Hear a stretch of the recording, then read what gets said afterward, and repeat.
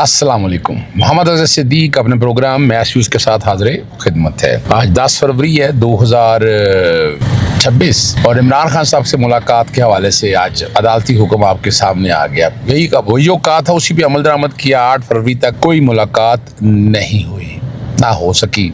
और ऑर्डर कैसा है ज़रा उस पर गुफ्तगू करेंगे। नज़रबंदी के ऑर्डर्स जो हैं पाकिस्तान तहरीक इंसाफ के कारकुनान के जो सिंध के अंदर हैं वो वापस ले लिए गए। 8 फरवरी गुजारनी थी, वो गुजर गया और चीज़ें सारी आपके सामने आए जो कि हुई हैं। और सिंध हाई कोर्ट में गुल प्लाजा जो है उसके हवाले से जो बातें सारी सामने आई हैं ज़रा उस पर गुफ्तगू करेंगे। सबसे पहली बात है वो बैकग्राउंड पे कोशिश करेंगे कि वो ऑर्डर चल जाए जो बुनियादी तौर के ऊपर फाइल किया है, सुप्रीम कोर्ट ने जारी किया। आज इमरान खान साहब से 2023 से मुतालिक वो मामला थे और उसमें वजह रास्ता क्यों बना, ज़रा ये समझना है आपने। रास्ता क्यों बना, वो रास्ता बनने की मेन वजह जो है वो पिछला ऑर्डर था जो सुप्रीम कोर्ट ने जारी किया था और वो था बुनियादी तौर के ऊपर अटक जेल के हवाले से। तो अब जो रिपोर्ट मांगी है वो अडयाला जेल के हवाले से है और हालत ज़ाहिर लिविंग कंडीशंस के बारे में बात है इमरान खान साहब के हवाले से। और 24 अगस्त 2023 को उसमें जो चीफ जस्टिस थे वहाँ चांसेस थे, वहाँ अदालतें काम कर रही थी। आज खिलाफ तवक्को कुछ कह रहे हैं, मैं इसको खिलाफ तवक्को नहीं समझता। देखे ना, बात बड़ी वाज़ेह है कि गवर्नमेंट ने अपने ऊपर नहीं लिया और अल्टीमेटली मैंने कहा था कि अदालती कोई ऑर्डर, ये मैंने आप लोगों को बताया था। और आज ही मुलाकात कराने का अटॉर्नी जनरल बज़ाहिर जो है वो हिचकिचाहट का मुजाहरा कर रहे थे और अदालत ने कमीशन के तौर पर, यानी सलमान सफदर को अदालती कमीशन के तौर पर कहा है आप जाएं और जाकर आएँ। और कल जो रिपोर्ट पेश होनी है वो रिपोर्ट चैम्बर का लफ्ज़ लिखा हुआ है। अब कुछ कह रहे हैं फिक्स होनी, लेकिन जब चैम्बर का लिखा हुआ है तो अदालत में हियरिंग लगानी चाहिए थी ना कि केस अदालत में हो, वो चैम्बर में कहा है पेश करने के लिए। अब वो रिपोर्ट जो है सलमान सफदर साहब जो है आज जो मेरी इतलात है कि वहाँ तक वह पहुँच चुके हुए हैं और मुलाकात आज हो रही है। इमरान खान साहब यही बताया भी यही जा रहा है कि मुलाकात हो रही है और उसके अंदर जो सारी बातें हैं वो आ जाएंगी। और सेहत के मुतालिक ये गैर मुतवक्को है अगर देखा जाए तो शाखाना से मुतालिक फौजदारी मुकदमे के सिलसिले में कराने का हुक्म किया है और इसमें वकील सलमान खोसा साहब हैं और बैरिस्टर गौहर साहब हैं। यहाँ गुफ्तगू करते हुए ना कल सलमान सफदर ने कहा था कि मुमकिन है वो अदालत में पेश ना हो क्योंकि उनका कोई मुकदमा मुकर्रर ही नहीं था। इस तनाज़र में कल अक़वाम मुत्तहिदा के अगर देखा जाए तो 6 इदारों के नुमाइंदा वफ़द की आमद हुई सुप्रीम कोर्ट के अंदर और चीफ जस्टिस की इब्तदाई हिचकिचाहट।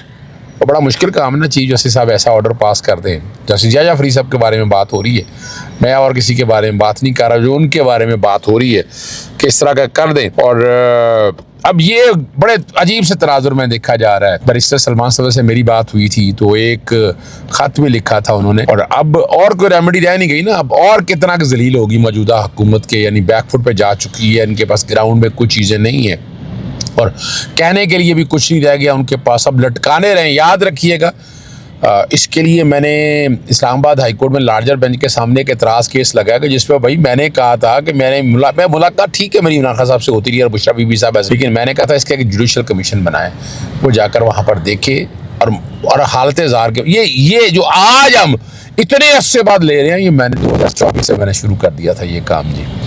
और मैं बहुत सी बातें वो मेरी दरख्वास्त जो है वो हालांकि फ़ैसला गलत था इमरान खान साहब का कि लार्जर बेंच के सामने मुलाकात वाला केस सुनना बिल्कुल नहीं सुनना चाहिए था और वो फ़ैसला इकट्ठा हो गया और इकट्ठे में आकर ऑर्डर जारी कर दिया क्योंकि लार्जर बेंच का जो इशू ही नहीं था। हमने लार्जर बेंच के इशू को पता नहीं कबूल कैसे कर लिया था, बहरहाल उस वक्त कबूल कर लिया था। और याद रखिएगा प्रिजन एक्ट, प्रिजन रूल्स, अपना universal declaration of human right, ICCPR, national mandala rule और कायरो डिक्लेरेशन के तहत मुलाकात इमरान खान साहब का हक है। आज रिपोर्ट आ जानी है, कोशिश करूंगा कि परसे पर्दा के अंदर रिपोर्ट के बारे में, अगर आप पता नहीं सलमान सफदर साहब मीडिया से गुफ्तगू करते हैं कि नहीं करते, लेकिन वो लफ्ज़ चैम्बर का कहा है तो शायद उसके मंदरजात सलमान सफदर बताएंगे नहीं, वो चैम्बर में आएगी। अब चैम्बर में वो लीक भी होनी है कि नहीं होनी, अब ये ना हो कि उसको सील ही कर दिया जाए और आवाम को ना बताया जाए, लेकिन आवाम का हक है, आवाम को पता जाना चाहिए कि क्या होना है। दूसरा जो अहम मामला है वो जो बड़ी ज़बरदस्त बात है, एक और मुकदमा जो है प्रोविडेंट फंडिंग का, उसको फॉरेन फंडिंग का नाम पता नहीं क्यों दे देते हैं, चले वो आ जाता है और चालान मुकम्मल कर लिया ठीक है जी। और प्रोसिक्यूटर जो है ना वासिक मलिक ने बैंकिंग कोर्ट को आगाह किया कि चालान की कानूनी कार्रवाई मुकम्मल हो चुकी है और 1-2 दिनों में ये चालान पेश कर दिया। इसमें कुछ केसेस ऐसी हैं जो लाहौर की बैंकिंग अदालत में भी चल रहे हैं। पता नहीं ये कैसे इसको इकट्ठा रिकनसाइल करना चाहते हैं या क्या चीज़ें सारी सामने लाना चाहते हैं। तो सामने तो आ जाएंगी चीज़ें सारी, आप लोगों को पता चल जाएगा क्या हालात है। लेकिन बनता ये केस भी नहीं है, लेकिन ये चूँकि केस बन रहा है और अब्दुल गफूर काकड़ साहब ने केस पर समाअत की गई और कराची में डायरेक्शन केसेस में पेशी के बाद अदालत में केस मुकर्रर करेगी। अब ये जो बात कही जा रही है 20 फरवरी तक समाअत मुलतवी होगी ये इस केस की, ये वाला केस है।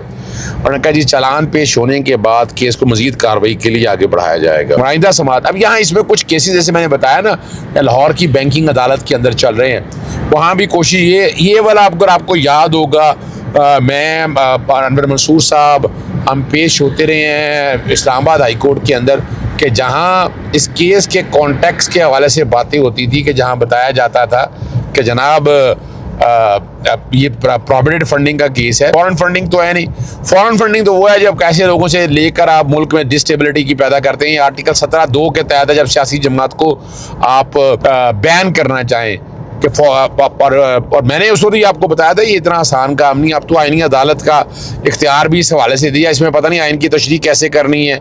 तो ये एक बड़े अहम सवाल है। जब उठेंगे, जब 26 और 27वीं तरमीम पे बात होगी तो ये सारी बातें इंशाल्लाह डिस्कस होंगी और ये बात बड़ी वाज़ेह सामने आ जाएगी। अगली जो बात है, लाहौर हाई कोर्ट में एक बहुत ही अहम केस था और ये बुनियादी तौर पर है पागल कुत्तों के हवाले से, काटने के हवाले से, लोगों को ज़ख्मी करने के हवाले से अपना, और जो कुत्तों को काटने से अद्वियात दस्तियाब नहीं है।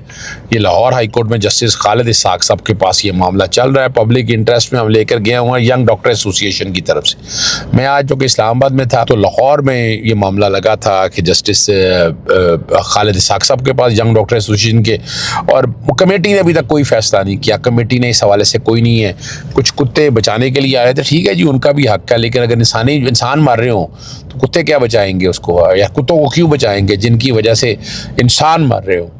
और स्ट्रे डॉग इनका ध्यान रखना है, इसकी हिफाजत करना है, इस पर हम बार बार कहते भी रहे हैं। जस्टिस खालिद साहब के पास थी, सलमान काजमी हमारे दोस्त है यंग डॉक्टर एसोसिएशन की, मैं जो कि आज लाहौर नहीं था, वो पेश हुए और अदालत के सामने सारी बातें, अब सारी बातें जो है ना वो अब रिपोर्ट की शक्ल में कब आती है वो आप देख सकेंगे। मकसद देखें ना, मेरा काम सिर्फ यही है कि मैं मफाद आमा में ना पब्लिक इंटरेस्ट में इशूज़ को लेकर आता हूँ। बहुत से लोगों को गुस्सा बहुत है। हाँ, एक बात और ज़बरदस्त, आपको याद होगा कि जाली ऑडियो वीडियो के हवाले से उस्मा बुखारी साहबा का मुकदमा दर्ज कराया था उसने, उसमें मेरे भी जानने वाले हैं, मेरे भी क्लाइंट हैं ऐसे ही, वो उसका तो कोई ताल्लुक नहीं, ना उसने कोई वीडियो लगाई, उसका नाम भी है।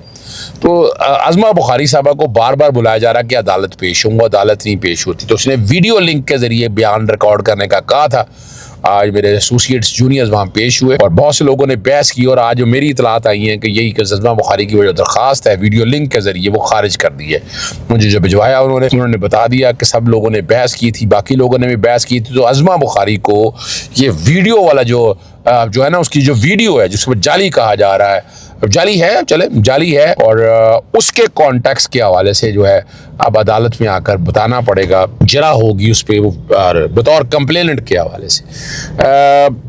एक और आखिरी जो बात आई, नहीं एक बात और करनी है कि सिंध में हुकूमत सिंध के अंदर ना नज़रबंदी के ऑर्डर जारी किए थे और ये 8 का एहतजाज रोकने के हवाले से बात थी। अदालत ने भी केस की समाअत जो है ना वो उसके बाद रखी थी।